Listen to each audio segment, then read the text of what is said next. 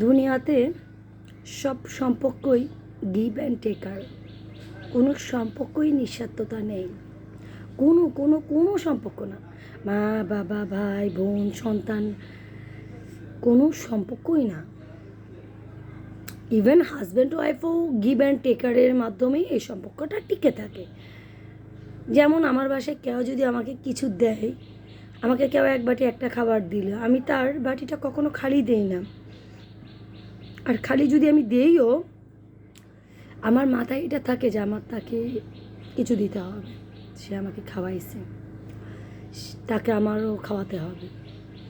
বা কেউ আমার জন্য 20 টাকা খরচ করছে, ভাই আমারও তার জন্য 30 থেকে 40 টাকা খরচ করা উচিত।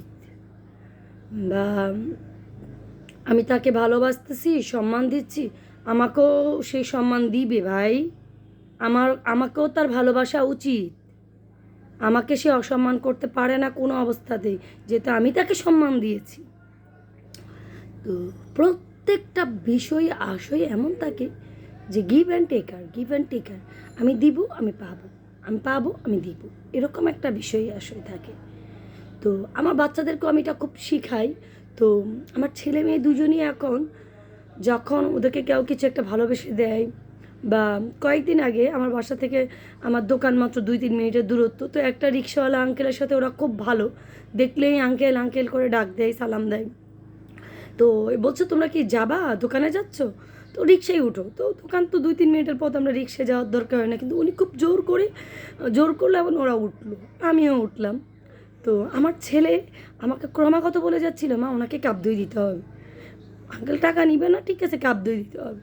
ওর মাথায় এইটা, ও যেই মাত্র নেমে একটা কাপ দই নিয়ে আঙ্কেলকে দিচ্ছে, আঙ্কেল নেন কাপ দইটা নেন। তো যে কেউ ওদেরকে কিছু একটা দিল, ওরা মিষ্টি খাওয়াবো, দই খাওয়াবো, ঠিক আছে আমার বাসায় আসো, ঠিক আছে আমার বার্থডেতে তোমাদেরকে দাওয়াত দিব, মানে যে কোনো মানে খাওয়ানোর জন্য, দেওয়ার জন্য, কারো থেকে যদি এমনি খুশি, কিন্তু একটু পেলে তো ওকে দিতেই হবে, এটাও যেন ওদের মাথায় সেট হয়ে গেছে। তো আমার মাথা থেকেই আসলে আমার এই স্বভাব চরিত্রটাই ওদের মাঝে প্রভাবিত হয়েছে, এবং এইটা ওরাও বুঝতে পারে যে আমরা যেহেতু এর থেকে পেয়েছি, ওনাকে কিছু দিতে হবে। ভালো, মানে এই বিষয়টা খুব গুরুত্বপূর্ণ আসলে। মাগনা কারো থেকে খুব বেশি খাওয়া বা খুব বেশি নেওয়া, খুব বেশি আপনি সম্মান পাবেন, আপনি অসম্মান করবেন, সে রাইট আপনার নাই। যে আপনাকে সম্মান দিবে, যে আদর করবে, তাকে সেম আপনাকেও ফেরত দিতে হবে। যদি আপনি তা না করেন, তাহলে কিন্তু আপনি উল্টোটা পাবেন।